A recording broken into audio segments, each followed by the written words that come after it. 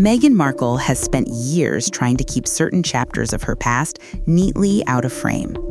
But every carefully curated story leaves a trail, and today that trail runs straight through something I did not expect to see on a mainstream platform. An article carried by MSN reporting on statements made by Ghislaine Maxwell about Meghan's early Hollywood years and alleged connections to the very social universe surrounding Jeffrey Epstein. Not proven, but openly published, globally visible, and impossible to ignore. Welcome to Headline to Heartline. Every story has a door we're allowed to see, and another one someone powerful is determined to keep shut. Today, one of those hidden doors opened. Not on a fringe site or rumor corner, but on MSN. And what came through that door forces us to look at Meghan Markle in a way she never expected. Her name appearing inside a report connected to the Epstein and Maxwell network carried by a platform millions consider mainstream and credible. To understand the weight of this, you need to understand who Ghislaine Maxwell was. She wasn't an observer of high society. She was its engineer.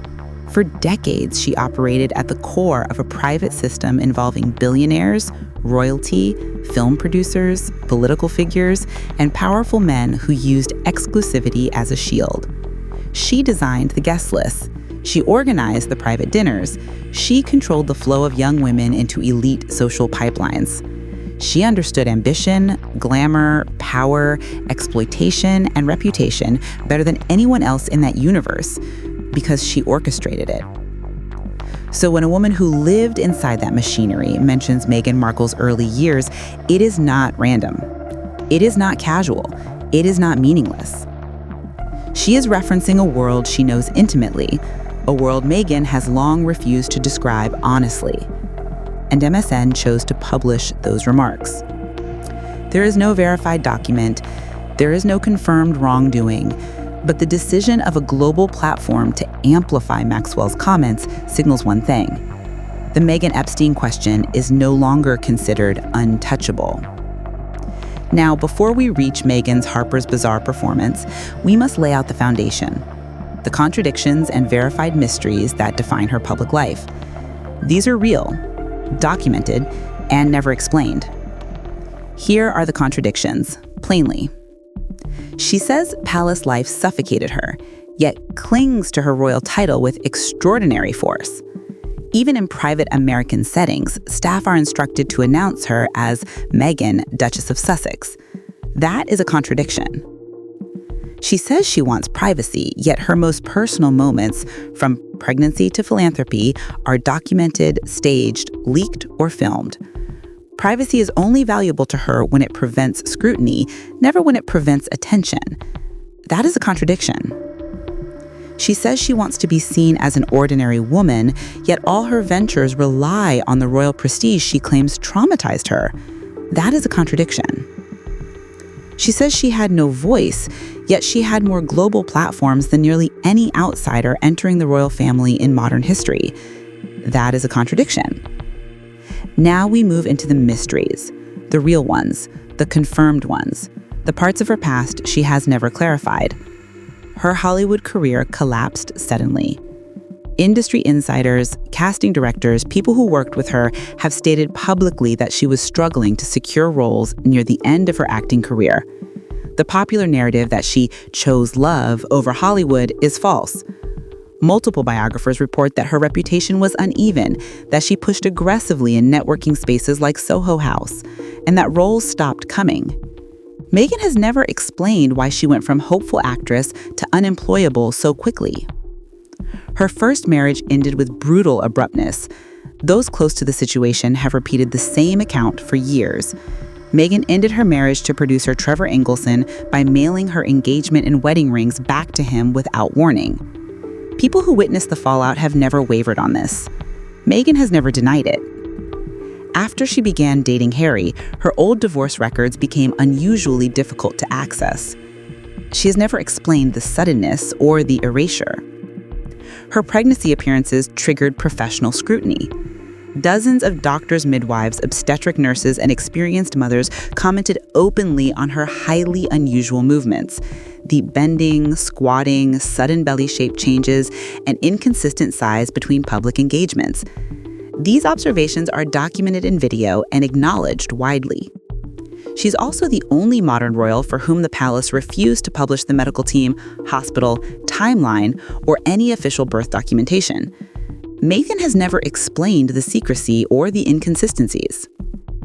Her Spotify deal collapsed under documented inaccuracies. Spotify staff confirmed that Meghan did not conduct many of the interviews on her own show. Production teams had to assemble episodes using recordings from staff members who interviewed guests in her place. Even Spotify executives publicly acknowledged their disappointment. This is all on record. Meghan has never addressed it. Her New York baby shower was marketed as a private celebration among friends. In reality, several of the attendees launched new business campaigns immediately after the event. Serena Williams debuted a fashion line. Amal Clooney amplified a foundation initiative. Abigail Spencer promoted her show. Fashion brands used the event for product placement. Industry insiders described it as a coordinated marketing event disguised as a baby shower. Meghan has never addressed its commercial nature. Her fallout with Jessica Mulroney followed a pattern. Mulroney wasn't a casual acquaintance. She was one of Meghan's closest friends for nearly a decade, a stylist, television personality, and one of Canada's most connected social figures. Mulroney helped Meghan enter elite circles during her Toronto years. But when Jessica faced a public backlash in 2020, Meghan immediately created distance, a move repeated in multiple past relationships once Meghan elevated her status. Sources close to both women say jealousy, control, and image obsession played roles. Meghan has never explained why nearly all pre-royal relationships evaporated as soon as she rose.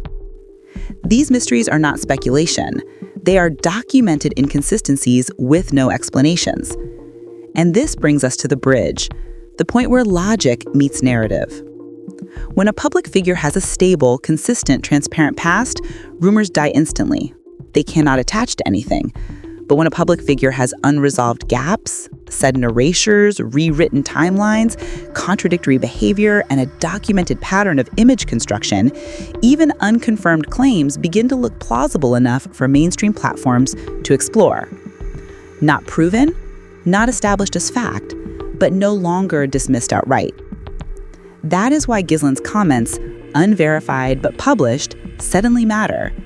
They fit into a landscape Meghan has never clarified, a landscape she has spent years covering with curated elegance, controlled storytelling, and emotional messaging. A landscape full of missing pieces, the kind of gaps someone from Maxwell's world would instantly recognize. And this is where Meghan's recent Harper's Bazaar cover becomes revealing. Immediately after the MSN article, Meghan emerges in a perfectly staged, no makeup, soft light editorial. The message is clear: purity, rebirth, a new beginning. But the timing is too convenient, the styling too familiar. The images echo Diana's iconic Vogue rebirth, the simplicity, the vulnerability, the attempt at sincerity. The difference is stark. Diana's evolution came from real sacrifice. Meghan's arrives just as uncomfortable questions begin to rise. Inside the Bazaar profile, the contradictions sharpen. She's introduced by royal ceremony in private environments. Her cappuccino features her own face from her palace years. She speaks of courage and introspection, but the story always returns to her. Not charities, not causes, not impact. Every detail is curated to present her as innocent, grounded, misunderstood, and heroic, precisely when her past is being publicly questioned. She is not living authenticity. She is performing it. And now we reach the reflection. Whether Maxwell's claims hold truth or not, whether the early Hollywood documents exist or not, one fact stands. Meghan Markle is working harder than ever to shape her image exactly at the moment when the world has begun to ask questions she never wanted to answer. And people only work this hard when they fear someone might finally look behind the door they've kept shut. If you stayed with me until the end, thank you.